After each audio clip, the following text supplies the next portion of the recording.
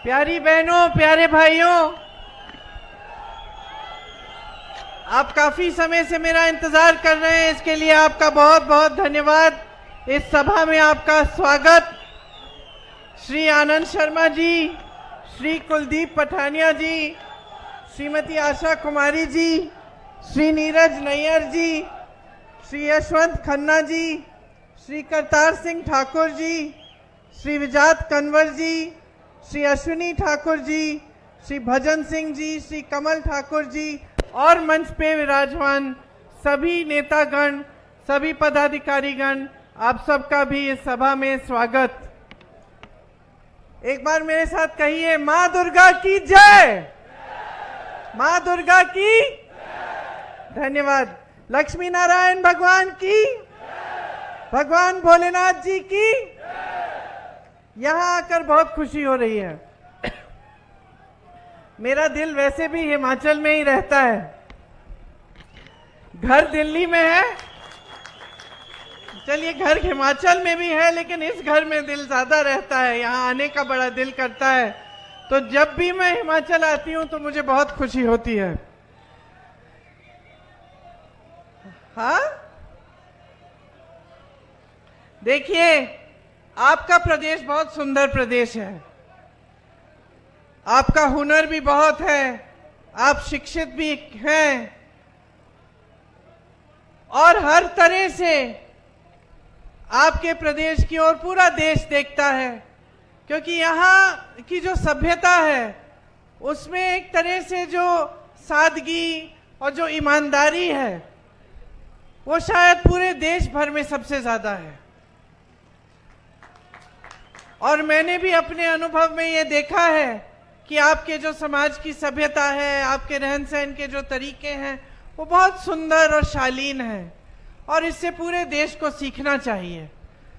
जो भी नेता यहाँ आता है, खासतौर से चुनाव प्रचार के लिए, वो ये बात जरूर करता है कि ये देव भूमि है और वीरों की भूमि है, और ये सही बात है, एक गंभीर बात है जिसे समझना बहुत जरूरी है।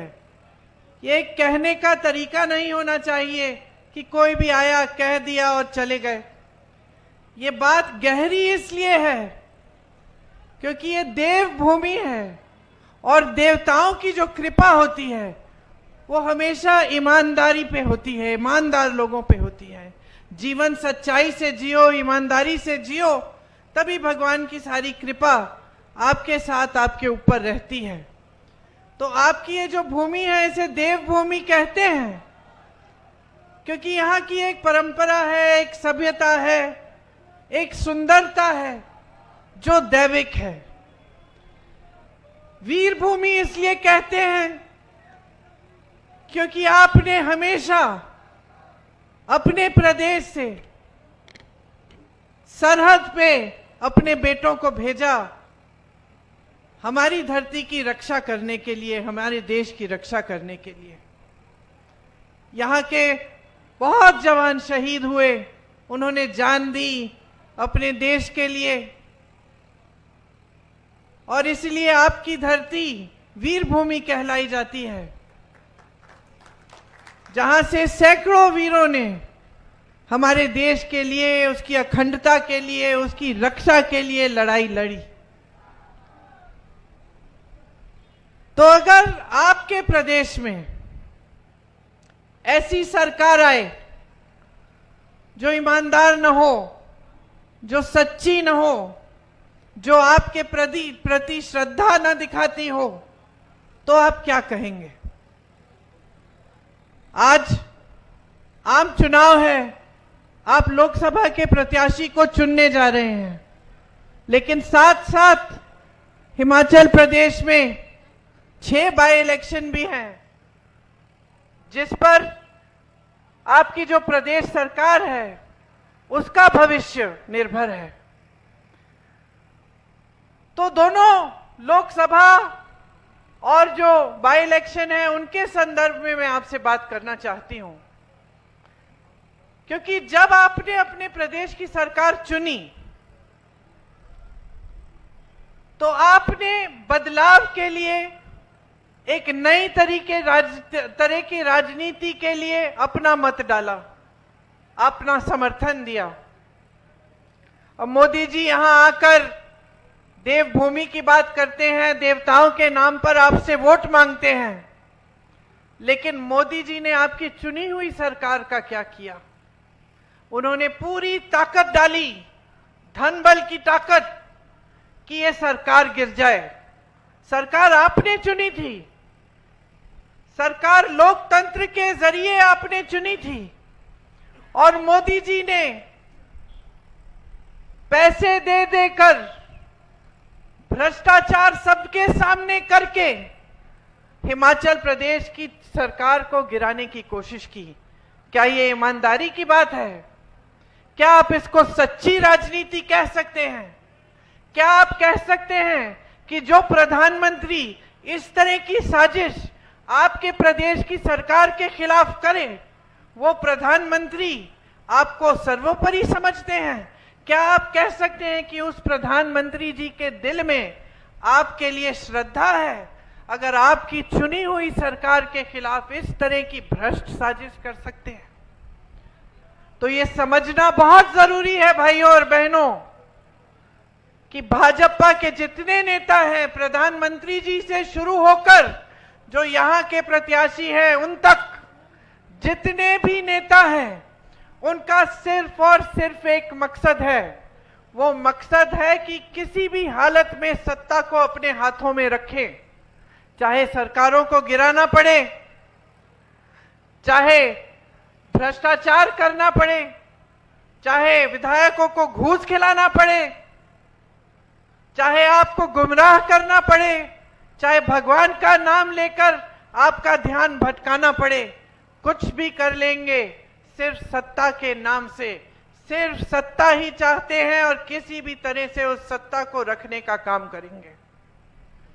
तो ये एक तरह की राजनीति है बहनों और भाइयों, और इसका नतीजा आपने देखा है। ये जो अग्निवीर की स्कीम है, ये इसी राजनीति का नतीजा है, क्योंकि इस राजनीति के लिए जो मोदी जी और भाजपा के लोग करते हैं, इसके लिए धन बल की बहुत जरूरत होती है भाइयों और बहनों। बगैर धन बल के ऐसी राजनीति नहीं चल सकती, क्योंकि धन बल से ही खरीदना है विधायकों को, धन बल से ही ये मीडिया वाले जितने भी टीवी के चैनल हैं इनको चलाना है। तो धन बल की जरूरत होती है, और ये धन बल आता कहां से है? बड़े बड़े खरबपतियों से आता है। और जितनी भी नीतियां बन रही हैं आज, पिछले 10 सालों से इस देश में बनी हैं मोदी जी की सरकार में, वो सिर्फ बड़े बड़े खरबपतियों के लिए बनी है। इसीलिए अग्निवीर जैसी स्कीम आती है, जिसमें जो सेना में भर्ती होता है वो 4 सालों बाद वापस आ जाता है अपने घर और फिर से बेरोजगार बनता है, ताकि डिफेंस में भी बड़े बड़े खरबपतियों का हाथ हो।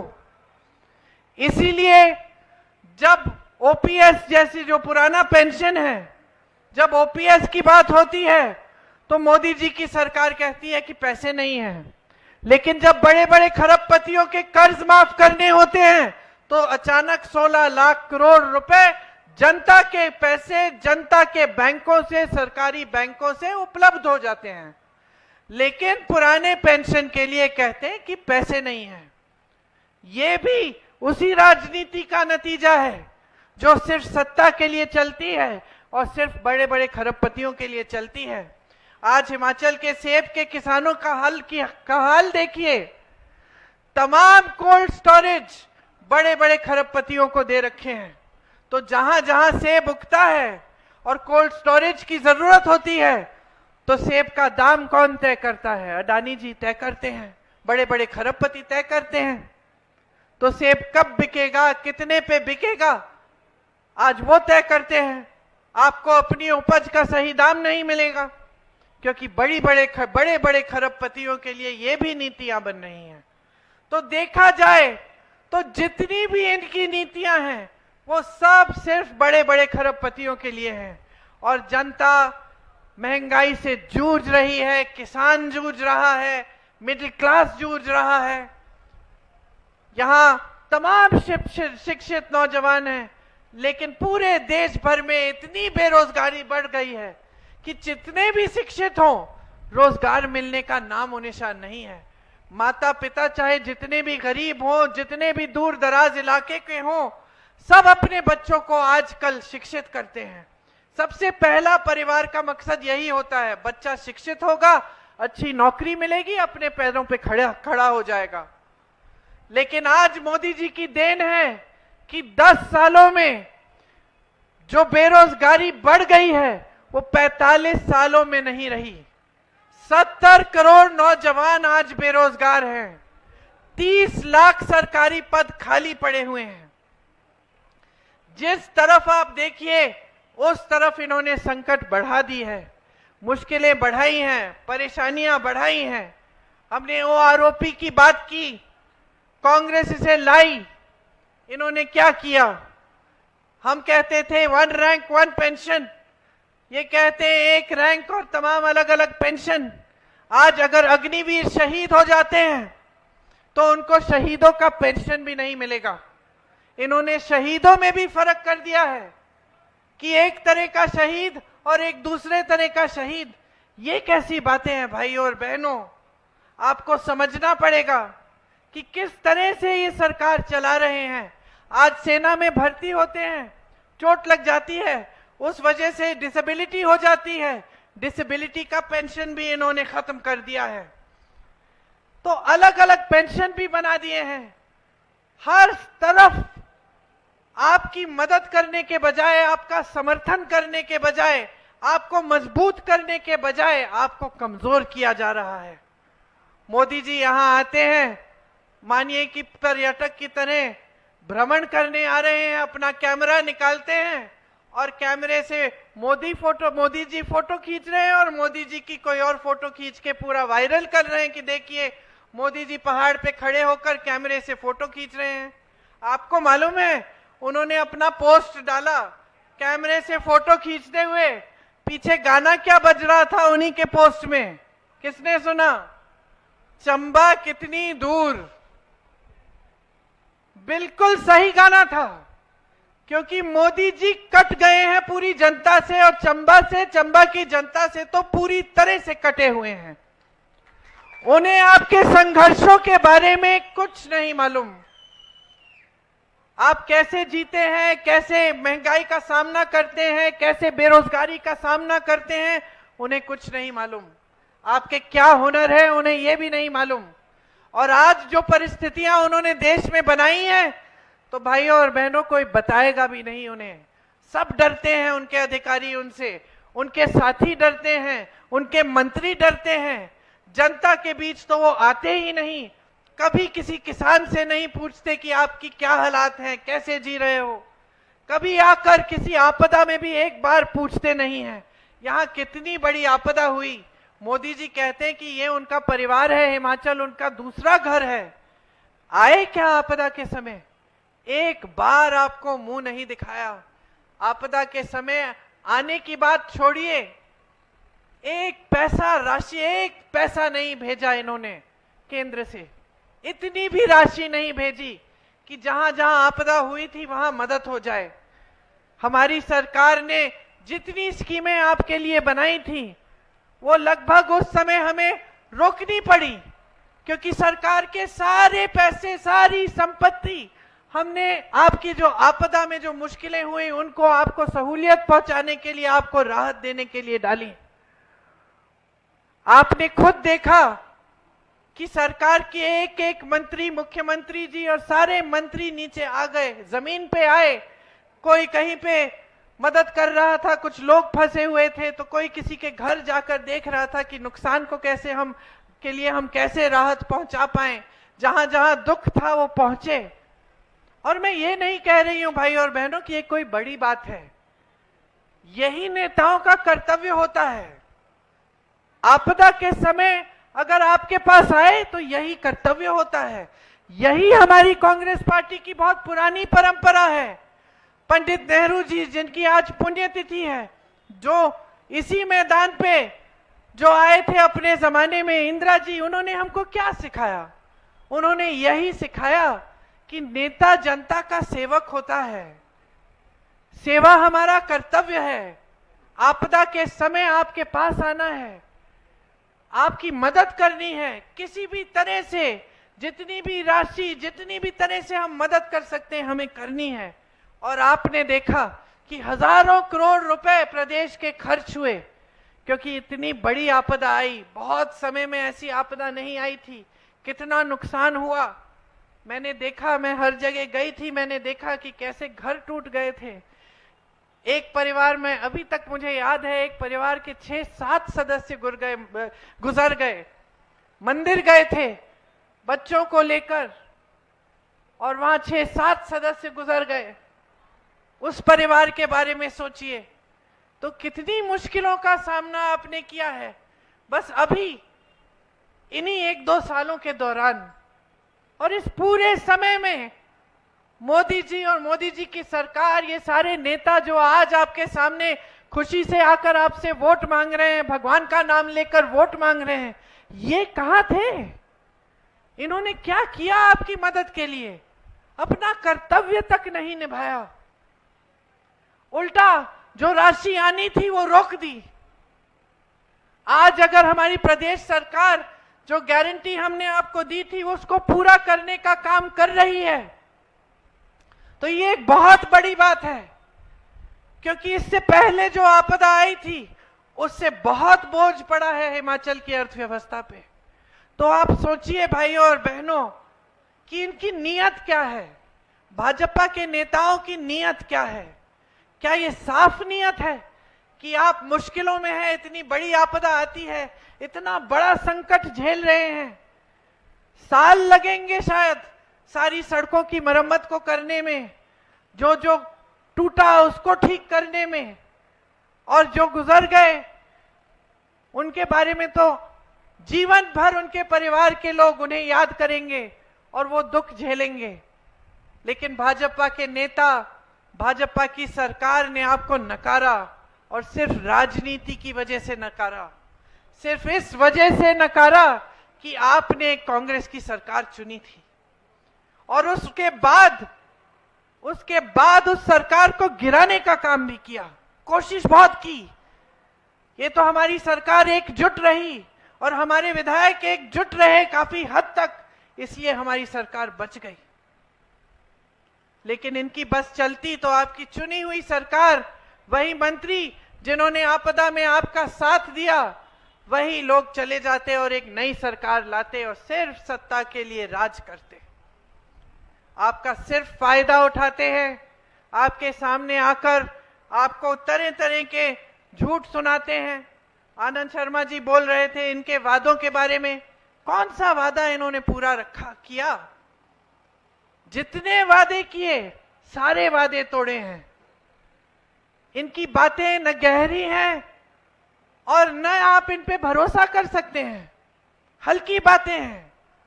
आजकल आप खुद देख रहे हैं कि मोदी जी किस तरह की बातें कर रहे हैं, देश भर में जाकर कह रहे हैं कि कांग्रेस पार्टी के नेता आपकी भैंस चुरा लेंगे, आपके मंगलसूत्र चुरा लेंगे। कैसी बातें हैं ये? कांग्रेस पार्टी 55 सालों से सत्ता में रही, जानते हैं 55 सालों से कांग्रेस पार्टी सत्ता में रही, देश 70 सालों से आजाद रहा है। ये कहते हैं 70 सालों में कांग्रेस पार्टी ने कुछ नहीं किया, लेकिन जो 10 सालों में इन्होंने काम किया है, ये कहते हैं कि ऐसा कांग्रेस पार्टी ने कभी नहीं किया। एक हद तक सच है, कांग्रेस पार्टी ने बड़े बड़े सरकारी कारोबार कभी किसी बड़े खरबपति मित्रों को नहीं दिया।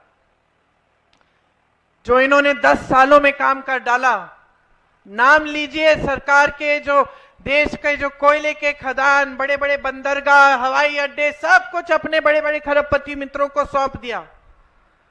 ये कांग्रेस पार्टी ने कभी नहीं किया। कांग्रेस पार्टी ने इस तरह से विधायकों को खरीद के सरकारें कभी नहीं गिराई, न कभी करेगी कांग्रेस पार्टी। कांग्रेस पार्टी 55 सालों के लिए सत्ता में रही। ये लोग हमको भ्रष्ट कहते हैं, ये लोग हमको भ्रष्ट कहते हैं, 55 सालों में कांग्रेस पार्टी इस दुनिया की सबसे अमीर पार्टी नहीं बन पाई और ना किसी ने प्रयास किया इसे बनाने का। मात्र 10 सालों में भाजपा इस दुनिया की सबसे अमीर पार्टी बन गई है। इसके बारे में क्या कहते हैं आप? कैसे बनी? कहां से आए ये पैसे? किसके पैसे हैं? 60,000 करोड़ रुपए सिर्फ अपनी पार्टी में इन्होंने पिछले 1-2 सालों से खर्चे हैं। और ये मैं नहीं कह रही हूं, एक रिपोर्ट आई है। और भ्रष्ट कहते हैं कांग्रेस पार्टी को, और भगवान के नाम पर आपसे वोट मांगते हैं। कौन से भगवान उतरकर आपको कहेंगे कि इस पार्टी को वोट दो या उस पार्टी को वोट दो? भगवान तो एक ही बात कहते हैं। सारे संतों ने, सारे महात्माओं ने, सारे भगवानों ने एक ही बात कही कि अपना जीवन सच्चाई और ईमानदारी से जियो, सत्य के पथ पर चलो। तो देवभूमि के मेरे भाइयों और बहनों, पहचान लो जो सत्य के पथ पर चल रहे हैं और जो असत्य के पथ पर चल रहे हैं उन्हें भी पहचान लो। यहां हिमाचल में इतने बड़े बड़े काम हुए। आईआईटी खुला, कांगड़ा में निफ्ट खुला, एम्स खुला, सिल्क सेंटर यहां आया, टी बोर्ड के हेडक्वार्टर्स आए, यहां जवाहरलाल नेहरू मेडिकल कॉलेज आया। ये सब किसने बनाया? ये 70 सालों में देश भर में IIT, IIM, ISRO, DRDO, Bhakra Nangal dam, आप नाम लीजिए, बड़ी बड़ी संस्थाएं किसने बनवाई? कांग्रेस पार्टी ने बनवाई। भाजपा के नेता आके एक बार एक संस्था का नाम ले लें जो उन्होंने बनाई। नड्डा जी आए थे, उन्होंने कहा कि जो मेडिकल कॉलेज है जवाहरलाल नेहरू जी के नाम, वो उन्होंने बनवाया है। बताइए, सुबह से शाम तक तो इनके सारे नेता पंडित नेहरू को गाली देते रहते हैं। मेडिकल कॉलेज बनाया कांग्रेस पार्टी में ने, और ये कह रहे हैं, श्रेय लेना चाहते हैं, कह रहे हैं कि इन्होंने बनाया। क्योंकि इनके नाम एक चीज नहीं है। एक आईआईटी, एक एम्स, एक बड़ी सड़क, एक बड़ी संस्था, एक चीज नहीं आपको कहने के लिए। सिर्फ ये कह सकते हैं कि हां, जो भी कांग्रेस ने बनाया था हमने अपने बड़े बड़े खरबपति दोस्तों को दे दिया। आपके सामने चुनाव के समय आते हैं तो आपके काम की बात तक नहीं करते। बेरोजगारी शब्द आप उनके मुंह से निकलते हुए कभी नहीं सुनेंगे। महंगाई शब्द कभी नहीं सुनेंगे। कांग्रेस पार्टी इस बार देश भर में कुछ स्कीम लागू करना चाहती है।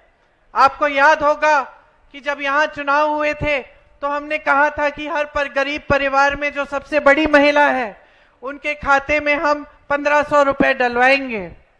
थोड़ा समय लगा, लेकिन ये काम अब शुरू हो गया है और हिमाचल में ये बजट में भी पास हो गया है और कुछ जगहों में देना शुरू भी हो गया है। हम कह रहे हैं कि इसी तरह से देश भर में गरीब परिवारों में जो सबसे बड़ी महिला है उसके खाते में 8,500 रुपए हर महीने डलवाएंगे। जो सरकारी नौकरियां हैं उनमें से 50% हम महिलाओं को दिलवाएंगे। जो आशा बहू, आंगनवाड़ी और मिड डे मील की महिलाएं हैं उनका मानदेय बढ़ाएंगे और केंद्र से दुगनी राशि भिजवाएंगे। आज किसानों को अपनी उपज का सही दाम नहीं मिलता। हम एक कानून लाएंगे जिससे आपको ये जो एमएसपी है, न्यूनतम समर्थन मूल्य, ये कानूनी तौर पर मिलना पड़ेगा। ये आपका अधिकार बनेगा। आपको भुगतान नहीं मिलता जब नुकसान होता है। हम 30 दिन के अंदर अंदर पूरे देश भर में किसानों के नुकसान का पूरा भुगतान कराएंगे। जब नुकसान होता है 30 दिन बाद आपको पूरा भुगतान मिलेगा। आपके कर्ज माफी के लिए एक स्थायी आयोग बनेगा जिससे अगर किसान को कर्ज उठाना पड़े तो वो किसी भी समय उस आयोग में जाकर उसकी सुविधा ले पाएगा। श्रमिकों के लिए देश भर में हम 400 रुपए का न्यूनतम दिहाड़ी का कानून लाएंगे। उससे कम दिहाड़ी आपको कोई नहीं दे पाएगा। जिस तरह से हमने गांव में मनरेगा का काम किया और उसे बहुत मजबूत बनाया था, लेकिन मोदी जी के राज में वो कमजोर हुआ है, मनरेगा के पैसे नहीं मिलते। हम फिर से मनरेगा को मजबूत बनाएंगे और शहरों में भी हम शहरी मनरेगा लागू करेंगे ताकि शहरों में भी आपको 100 दिन के रोजगार की गारंटी मिले। हमने राजस्थान में जहां हमारी सरकार थी वहां 25 लाख का स्वास्थ्य बीमा हमने शुरू कराया था। उससे जनता की बहुत सुविधा हुई। 25 लाख तक जितना भी इलाज था, हार्ट की सर्जरी, ब्रेन की सर्जरी, कैंसर के लिए जो इलाज ट्रीटमेंट, वो सारा हो पाया और उसके लिए जनता को एक भी पैसा नहीं देना पड़ा। मैं ऐसे लोगों से मिली जिनका पूरा ट्रीटमेंट हो गया था और उन्होंने कहा कि दीदी सिर्फ मुझे पहचान पत्र बनाने के लिए पैसे देने पड़े। ये कांग्रेस का काम है और यही काम हम देश भर में करना चाहते हैं कि देश भर में स्वास्थ्य बीमा लागू हो, 25 लाख तक आपका पूरा इलाज मुफ्त में हो। नौजवानों के लिए जो 30 लाख पद आज मोदी जी की सरकार में खाली पड़े हैं, उन पदों को भरने का काम कांग्रेस पार्टी सबसे पहले करेगी। और जो स्नातक पास बच्चे हैं उनके लिए एक अप्रेंटिसशिप का प्रोग्राम लाएंगे ताकि स्नातक पास होते ही आपके हुनर को बढ़ाने के लिए आपको एक नौकरी मिलेगी जिससे आपको 1 लाख रुपए सालाना मिलेंगे जब तक आपकी स्थायी नौकरी नहीं होती।